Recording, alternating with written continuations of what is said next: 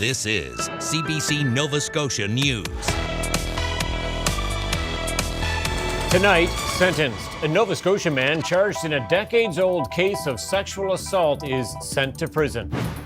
Row on row, North End Halifax gardeners have to transplant a community garden to make way for construction. And the boys are back. The Cape Breton Eagles head to training camp with high hopes. Heavy downpours and thunderstorms fizzling this evening. Quiet as we work our way into Thursday with another risk of some scattered showers and thunderstorms into the afternoon and evening. Your full forecast is coming up.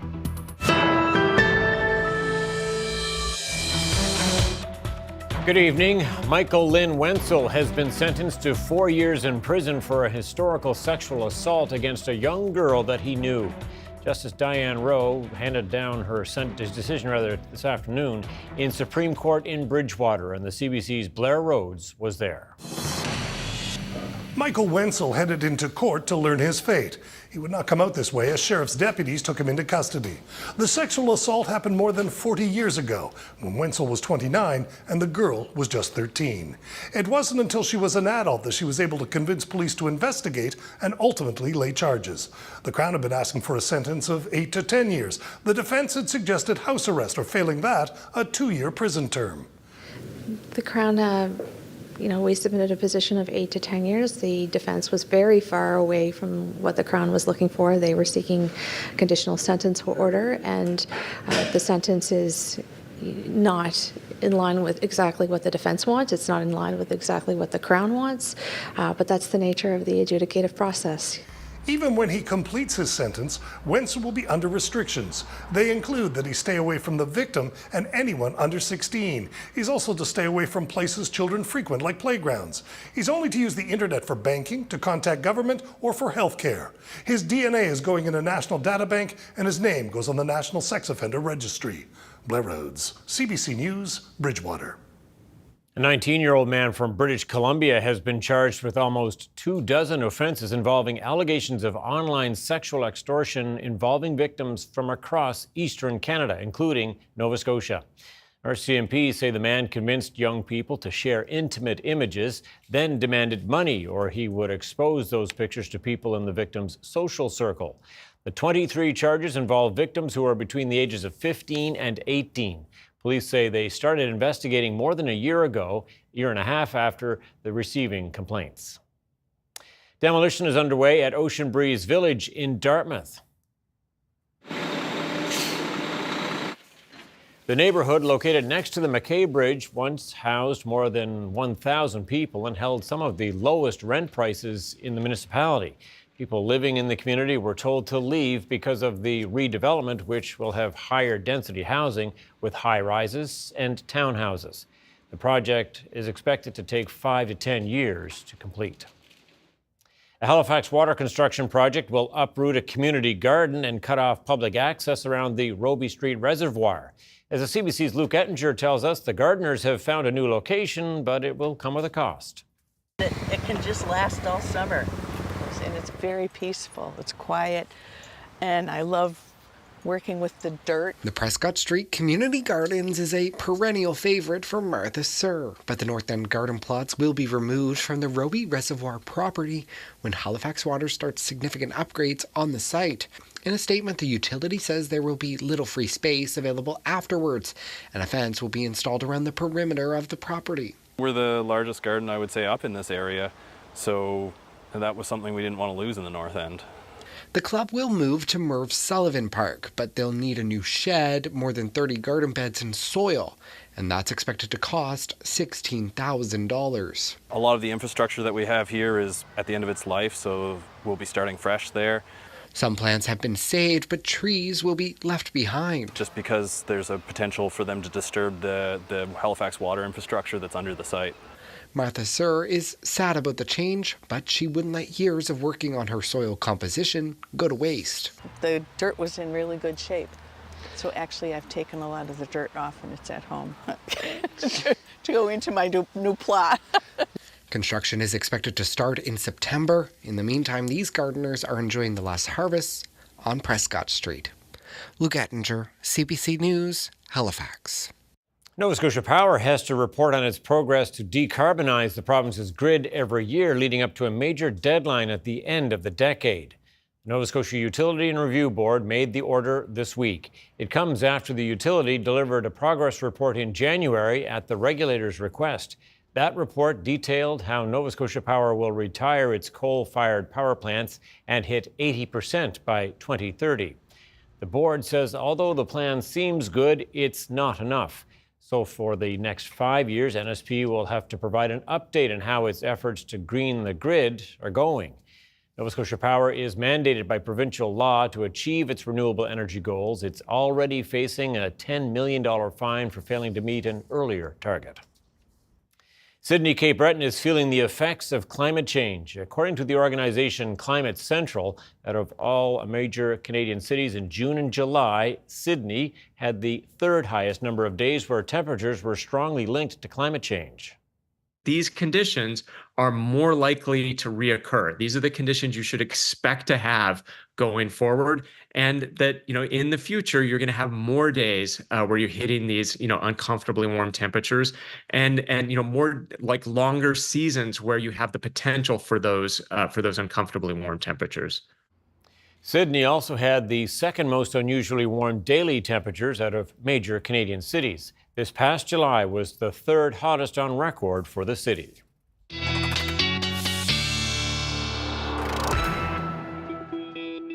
And while we're on the topic of weather, let's bring in Ryan Snoddon with the latest on the weather forecast for us here in Nova Scotia.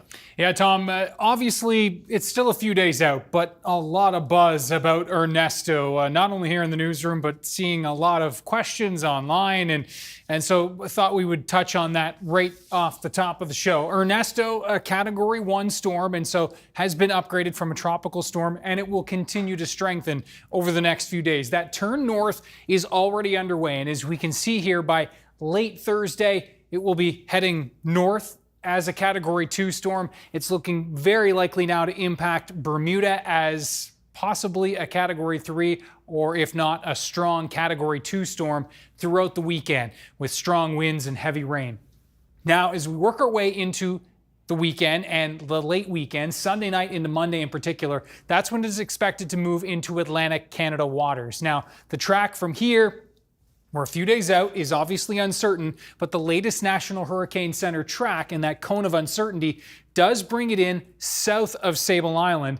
The official track anyway, the cone of uncertainty does push its way up into eastern parts of the mainland and Cape Breton. And so remember, the center of the storm can be anywhere within this cone. There's a margin of error here. And so even if the track is here, we would definitely be looking at impacts here in Nova Scotia.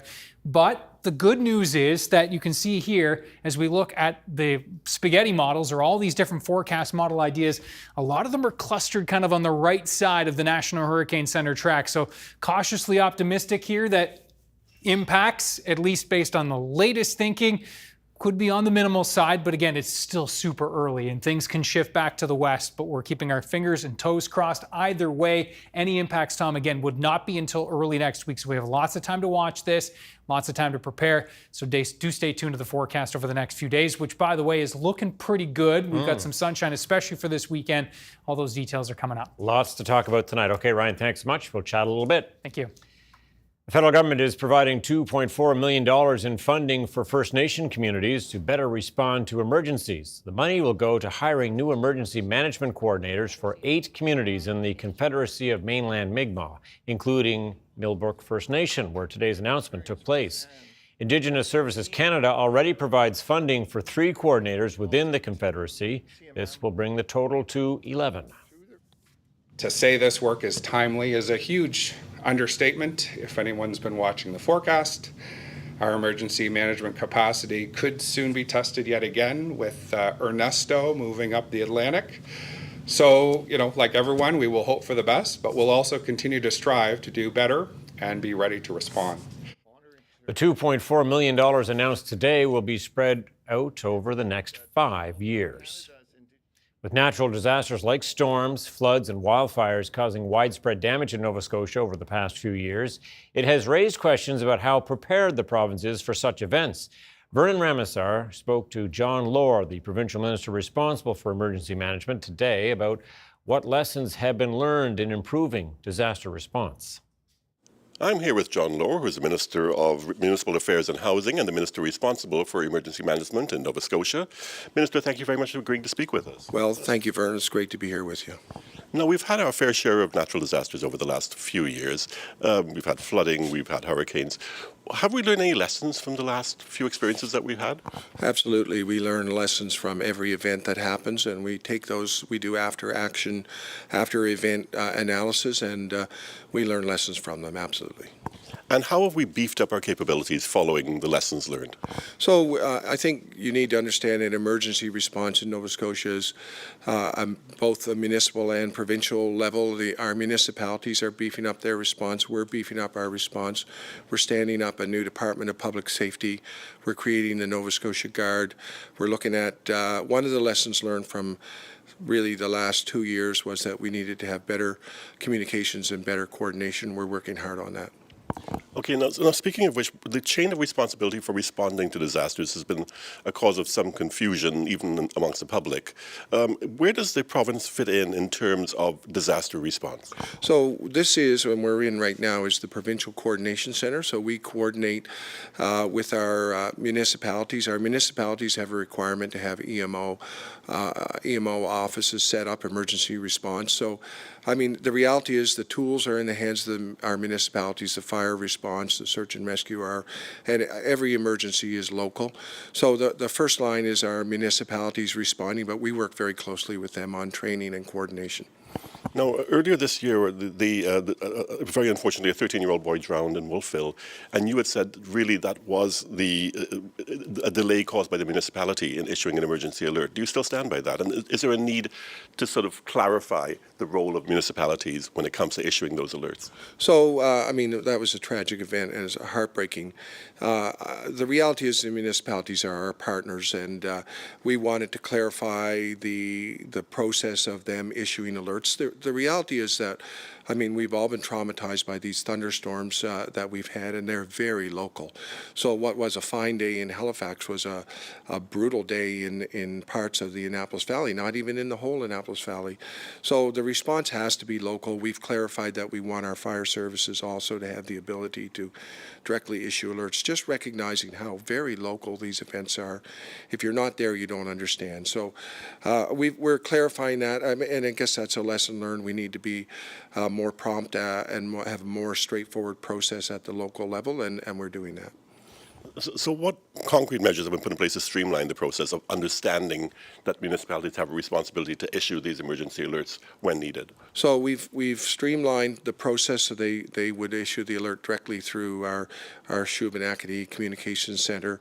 We're providing that opportunity for fire services to have that as well if they choose to do so. We'll provide training for that, but we've created a more streamlined process for our municipalities, and we'll continue to work with them on when alerts should be issued and the process. Nova Scotians who need to travel to other parts of the province for surgery will continue to receive support for travel and accommodation. The province has extended the in-province travel assistance pilot program. The program reduces out-of-pocket costs for eligible lower-income patients who must travel for scheduled surgeries. The program provides accommodation costs of up to $85 per night if traveling more than 50 kilometers. The province says 43 patients received financial support through the program within the last year. Nova Scotia SPCA says 19 graduating veterinary assistants will offer some much-needed help in a medical field experiencing labor shortages in this province. A ceremony was held in Dartmouth today for the latest graduates of the SPCA's College of Animal Welfare program. The program was created 3 years ago to help address the demand for veterinary support staff in this province. The SPCA says the problem is getting worse because as Nova Scotia's population increases, so do the number of pets here. It is challenging at present. Vet clinics are certainly, it's difficult to get a hold of veterinary technicians who are like nurses and the veterinary assistants who help them out. And so being able to train some folks to get into that market is really important because it's really hard for a veterinarian to function without these folks. 13 of the 19 graduates have already been hired by vet clinics in Nova Scotia. West says they've already enrolled 30 students for next year's program. The World Acadian Congress in southwestern Nova Scotia is well underway. The Congrès Mondial Acadien happens every 5 years, and this year's event is drawing people from across the region and around the world. Alistair Surrett is chair of the organizing committee. We really have to remember that when we talk Acadie, we have Acadians all over the world now. So we're not talking necessarily a geographic region. We're talking anyone that is involved in the Acadian diaspora. There's many people, like I say, from Europe, a number of different states across Canada, of course, that are participating this week. I'll talk to Alistair Surrett about the efforts to pull this event together and how it's going so far. He's our Newsmaker interview today just after 6:30. The Cape Breton Eagles are back in town to get ready for training camp. They're coming off an exciting playoff run last season, and that has led to increased sales at the box office for this year. Kyle Moore reports.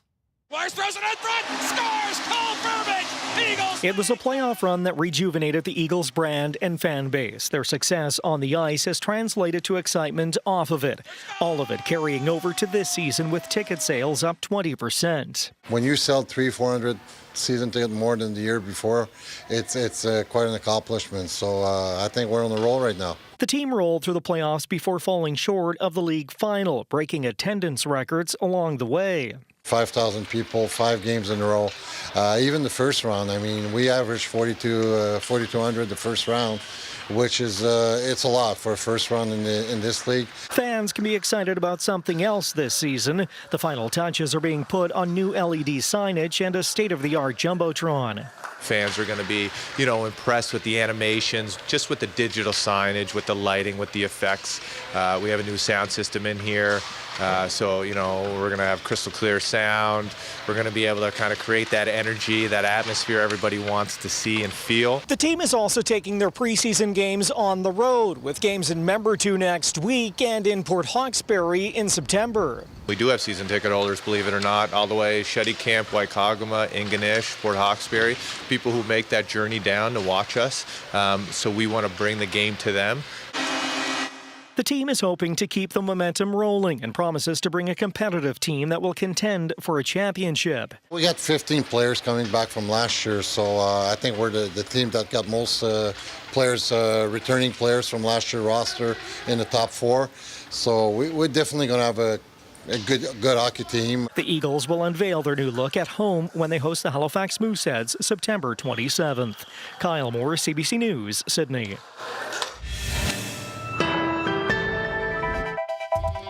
Coming up, Mpox spread. The World Health Organization declares a global public health emergency. And dental coverage. Tens of thousands of Canadians with disabilities don't qualify for the national plan. Lots to talk about in weather tonight. Ryan Snoddon back with all the weather forecast details in just a couple of minutes.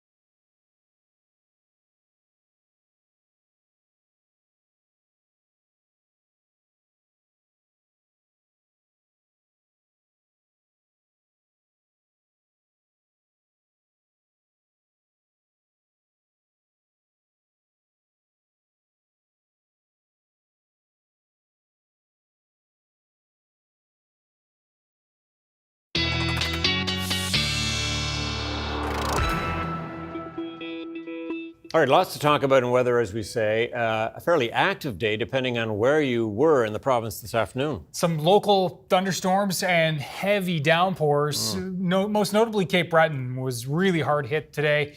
Victoria County in particular, many spots there in the 50 to 70 millimeter range, northern Victoria County. Have a look at some of these totals. So Bedeque also up there as well. 76 millimeters of rain this afternoon in just a few hours. In Ganesh, near 70, Aspy Bay, near 70 as well. And you can see, right down into the Bredor Lakes region as well. And even in the CBRM, 45 millimeters at Glace Bay, Sydney at 30. So it was, some very heavy rainfall that led to some, obviously, very local flash flooding, but we did see lots of pooling and ponding on the roads. And there's the latest scene from, yes, beautiful Sherbrooke. And it is showering, and you can see those dark clouds off to the east, or at least off to the right-hand side of your screen. And that's severe thunderstorm watches have just ended there. Still in effect for Shelburne County. So this is the latest board.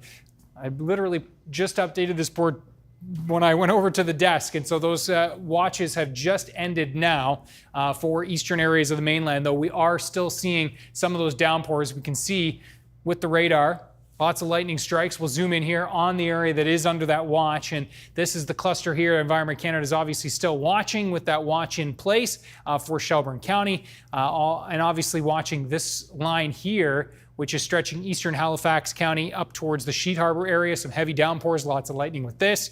And in the Guysborough County area as well. And this is kind of the line that did start over Victoria County earlier today, and has been kind of sweeping southward, still lingering here in and around the Bredor Lakes. And some very heavy rain here.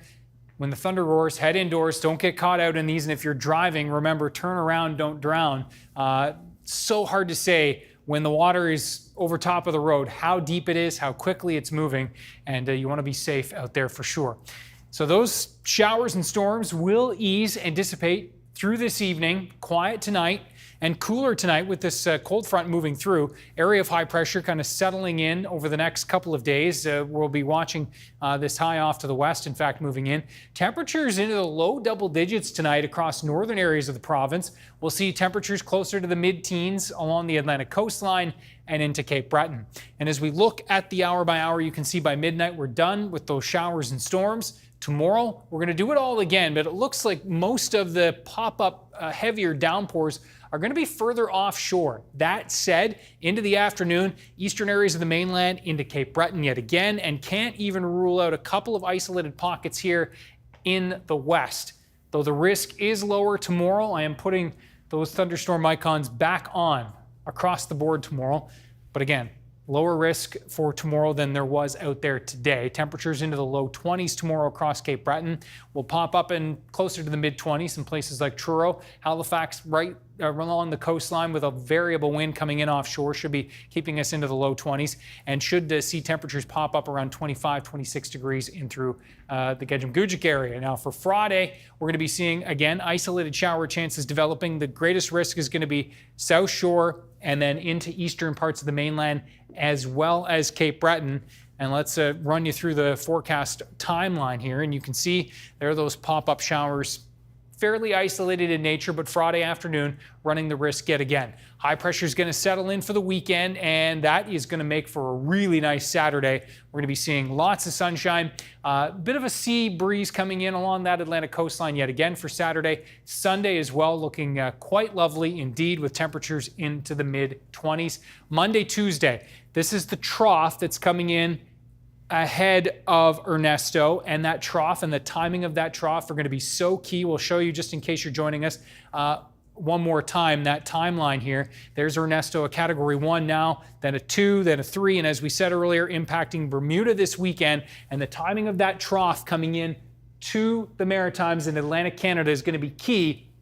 Hopefully an earlier trough to help push this system out to the east. And the latest National Hurricane Center track, again, official track just south of Sable, but cone of uncertainty within reach here and skirting into eastern parts of Nova Scotia, Tom. So keeping you updated on this, obviously, over the next few days, so do stay tuned. Up next, I'll speak with the chair of the Acadian Congress of Southwestern Nova Scotia. It's on right now. That's our Newsmaker interview. Stay with us. You're watching CBC Nova Scotia News.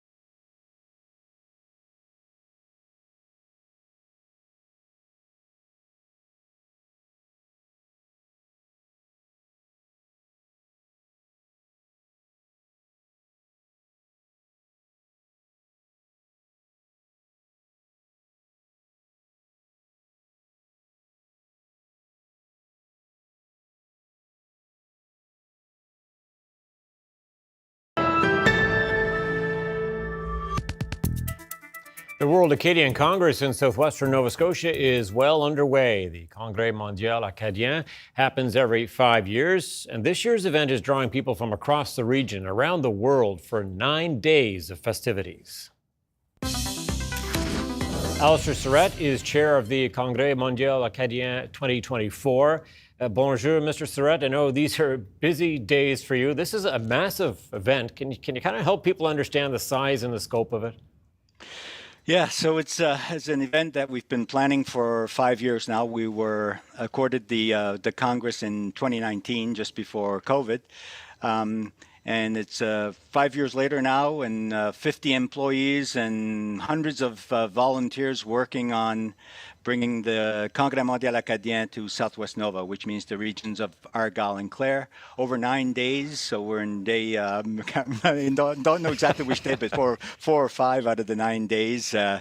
We're talking a budget of $10 million, bringing thousands. We're estimating 30,000 plus people participating in the Congress in the two regions, Acadian regions of Clare, Argyll, and including Yarmouth as well, where we've got every community hall booked, every church, most, I would say at least, things happening in the churches, in the infrastructure. And I'm actually here at the Mariner Centre, midway between Clare and Argyll in southwestern Nova Scotia here today, where we have what we call the Exchange, which is kind of what the word means. It's an exposition of various vendors here and others, different governments as well. But it's an area really that the Acadians and the people participating in the Congress can meet and discuss and network. Yeah, and there's a real variety of events that are going on. Just kind of give people a bit of a range of the options and why it's important to have the Acadian culture celebrated in this way. Yeah, so this is the 7th World Acadian Congress. We hosted it here in 2004, 20 years ago, of which I was chair of the board back then as well. But this is the 7th, and it's circulated from Louisiana to New Brunswick to Maine, to various areas. The number of events, it started really with the family reunions. So we have the LeBlanc reunion come out, and there's I think 50 thereabouts family reunions of Acadian names happening across Argyll and Clare. We have the major events, of course, the opening ceremonies that took place on the campus of St. Anne's last Saturday.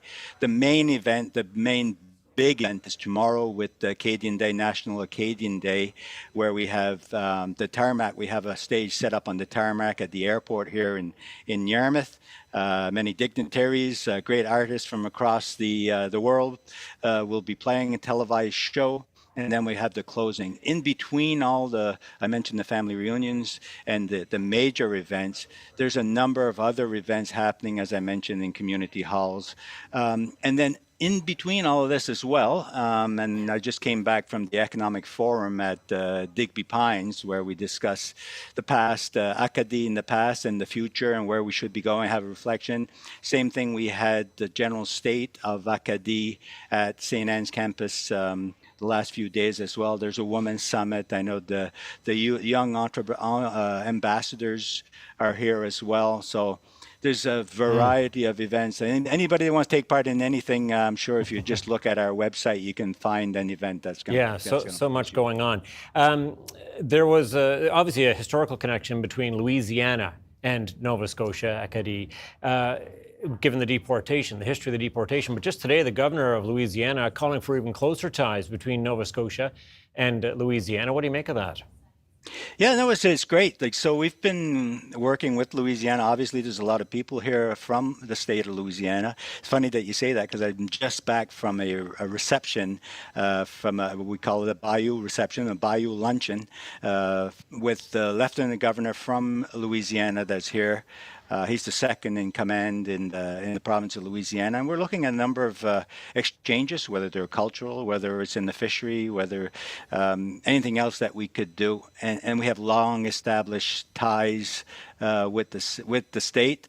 A number, it's just amazing to see the number of license plates even from different places across the world. We're talking Louisiana, but we really have to remember that when we talk Acadie, we have Acadians all over the world now. So we're not talking necessarily a geographic region.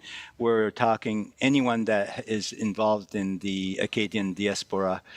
So there's many people, like I say, from Europe, number of different states across Canada, of course, that are participating this week. The Congress getting bigger and bigger. Before we go, enough Rappy Pie and Frico for everyone, I assume? No shortage of that? I think so, and more.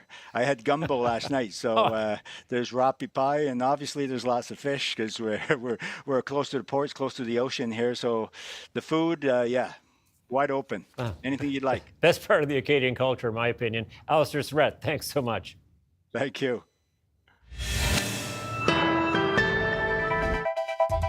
Coming up, community bonds. To pay for affordable housing, some nonprofits are bypassing banks and getting loans from their neighbors.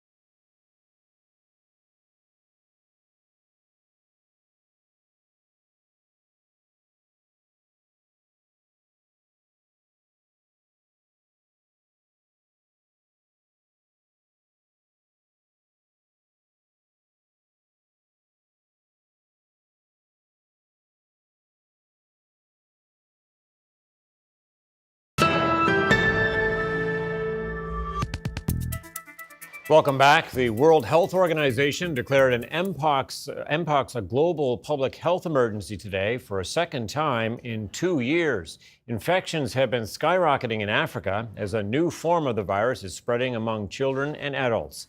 Cases have been confirmed in more than a dozen countries. The CBC's Albert Delatala has the latest. It's the second time now that the World Health Organization has declared a public health emergency of international concern for Mpox. And it follows outbreaks in Congo and elsewhere in Africa, with cases seen among children, adults, in more than a dozen countries there. The symptoms of this condition, Mpox, which was known as monkeypox, known for causing painful, pus-filled lesions, also can cause severe illness or even death as well. It was first in the headlines a few years ago, the summer of 2022, after an explosion of illnesses then, and that's when the last public health emergency like this was declared by the WHO. That lasted about 10 months. The WHO says that in this current outbreak, the cases have actually exceeded the total number seen in all of last year. So they said about 14,000 cases so far as well, 524 deaths, they say. The situation constitutes a public health emergency of international concern. The detection and rapid spread of a new clade of Mpox in eastern DRC, its detection in neighboring countries that had not previously reported Mpox, and the potential for further spread within Africa and beyond is very worrying. So the WHO says that it's working on the ground in affected countries with its partners there. It says it's supporting laboratories to sequence viral samples, training health workers, supporting clinicians to provide appropriate care, also supporting countries to access vaccines and helping them with rolling out those vaccines. Albert Delatala, CBC News, Toronto. Some Canadians with disabilities say they are unable to access treatment under the federal government's new dental care plan. Rita von Stackelberg explains. We'll take a look, Bill. Okay? Nearly 500,000 Canadians have now seen a dentist thanks to the new National Dental Care Plan, aimed at helping Canadians that don't have private insurance, including those with disabilities. Can I get my new tool? Not Kevin Cunyu. After many years, doctors, and forms, he now qualifies for Ontario's Disability Support Program. But that's not good enough to apply for the new National Dental Care Plan. I can't describe just how anxiety-inducing these processes are for people like myself. Now Cunyu has to fill out a new round of applications because only people who receive the federal disability tax credit can get dental coverage. Ottawa estimates nearly 200,000 people with disabilities will qualify for dental care, but advocates say more than 1 million could be eligible. They see it as the easiest list that they can have of disabled people that are severe and very severely disabled. But it's such a hard list to get onto. The federal tax credit requires a new medical form to be filled out, even when someone has already proved their disability to their province. The government can do better.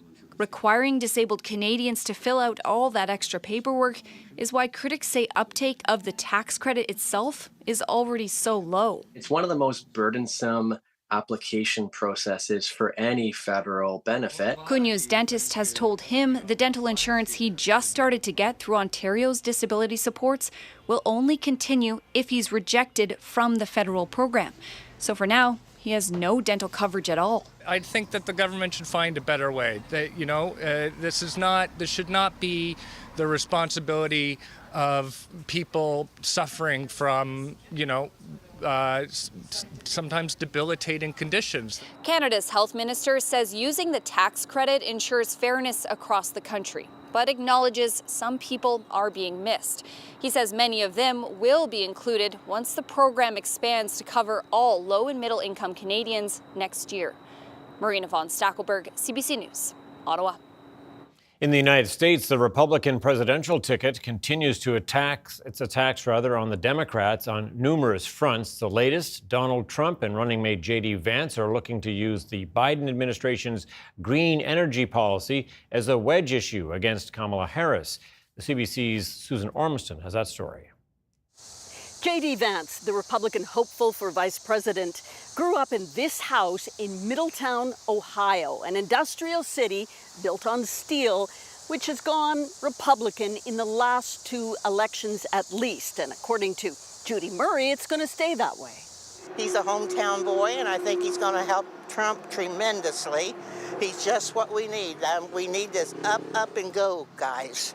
Vance used to be anti-Trump and more sensitive to the issue of climate change, but since his rise in the Republican Party, he's become more of a climate skeptic, parroting Donald Trump's invocation to drill, baby, drill, use more oil and gas resources, and calling Biden's big climate and infrastructure bill a Green New Scam. We need a leader who rejects Joe Biden and Kamala Harris's Green New Scam and fights to bring back our great American factories. Here's the twist, though. This steel plant in Middletown, Ohio, is in line to get $500 million from that same climate and infrastructure bill, creating hundreds of new jobs and making this plant more competitive by switching out an old blast furnace for 2 cleaner electrical ones. But many people we've spoken to here don't connect cleaner industry with more jobs, and certainly don't connect the Democrats to that. They're more interested in the cost of living and worried about inflation. I don't feel like anything's gotten better in the last 3.5 years. Everything's gotten worse. So the climate fight in this election will be about jobs and how much America is going to invest in clean energy. And that's where J.D. Vance and his Democrat opponent, Tim Walz, are far apart. Susan Ormiston, CBC News in Middletown, Ohio. The U.S. government is tightening rules on asylum claims at its northern border to deter migrants from entering illegally from Canada. Washington is changing 2 rules for how it processes people under the Safe Third Country Agreement between the U.S. and Canada. Under that agreement, people must apply for refugee status in the first of the 2 countries they enter. At the time of their screening, migrants trying to enter the U.S. will have to provide documents proving they're exempt from the agreement. Until now, they have been allowed to postpone screenings to gather documentation.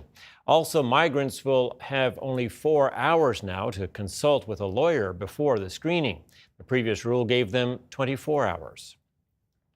Forces from Ukraine continue to expand their incursion into Russian territory. Ukrainian officials say troops have moved another 2 kilometers into Russia's Kursk region. This video purports to show Ukrainian troops patrolling a village in the southern border region. There are also reports Ukrainian forces are setting up checkpoints, roadblocks, and defensive positions. Soldiers have been seen pulling a Russian flag from an official building. Ukraine claims to have destroyed a Russian fighter bomber and captured 100 Russian troops. Russia has expanded the evacuation of civilians from the Kursk and Belgorod regions. Upwards of 200,000 people are being relocated.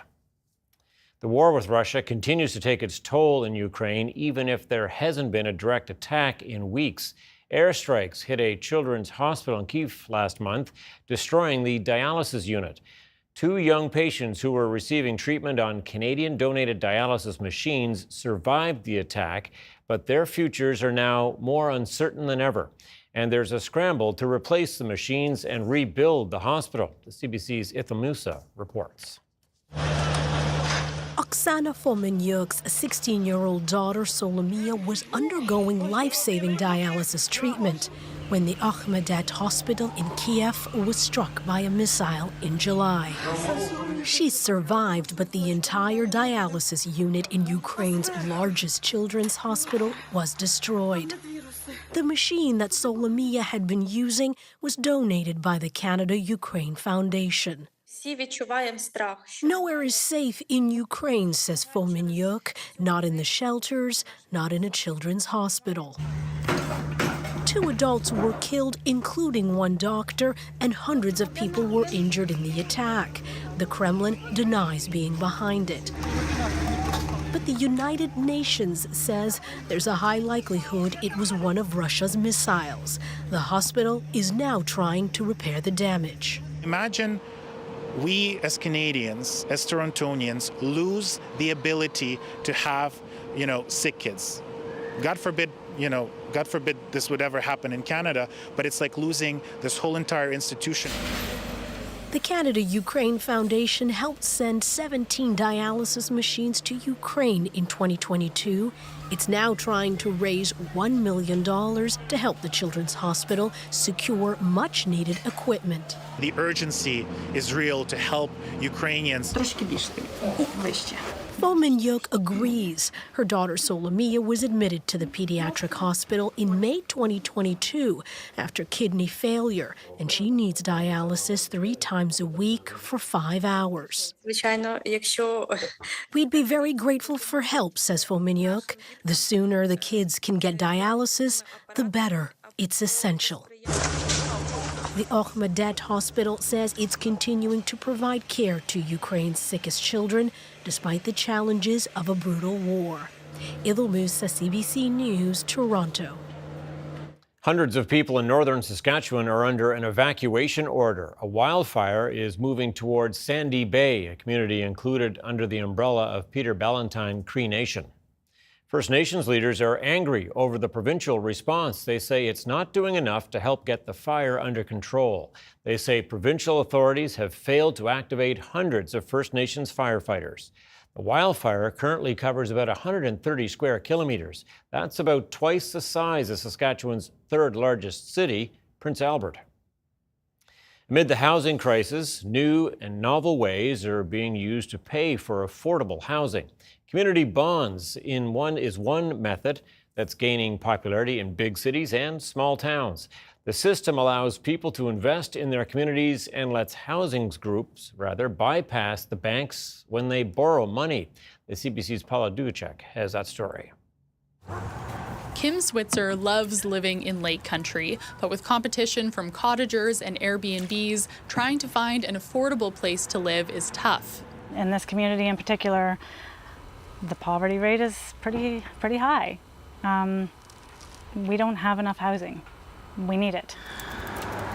From her deck, Faye Martin helps lead the local nonprofit Places for People. It's trying to create more housing and financing some of it with community bonds. We managed to raise $850,000 in 9 weeks, which astonished everybody. In selling community bonds, the nonprofit asks supporters to invest with them for a set period of time. It will eventually have to pay the money back using funds it collects from rent and fundraising, plus interest, but at a better rate than it would expect from a traditional bank. And that can be instrumental in getting an affordable housing project off the ground and also ensuring that there's a lot of affordable units. The model is fairly new but gaining traction, including in cities like Toronto. This week, 11 more housing providers from across the country announced they plan to sell community bonds to build or preserve affordable housing. People are looking for ethical alternatives to place their money. At the same time, organizations are looking for ways that they can tap into new sources of funding other than grants and donations. Still, community bonds don't get the same oversight as regular bonds. That's why experts say investors need to do their homework. We want to make sure that there's some source of cash flow that will be able to pay back in that period of time that you're lending the money. As for Kim Switzer, she's glad nonprofits are coming up with new ideas to pay for housing. Try every avenue, because it's so needed. It's needed all over the place. She hopes this idea takes off. Paula Duhacek, CBC News, Calgary. Canada's main stock index rose today amid broad-based strength on Bay Street, while U.S. stock markets coasted a little after the latest report on inflation. Here's a look at the numbers.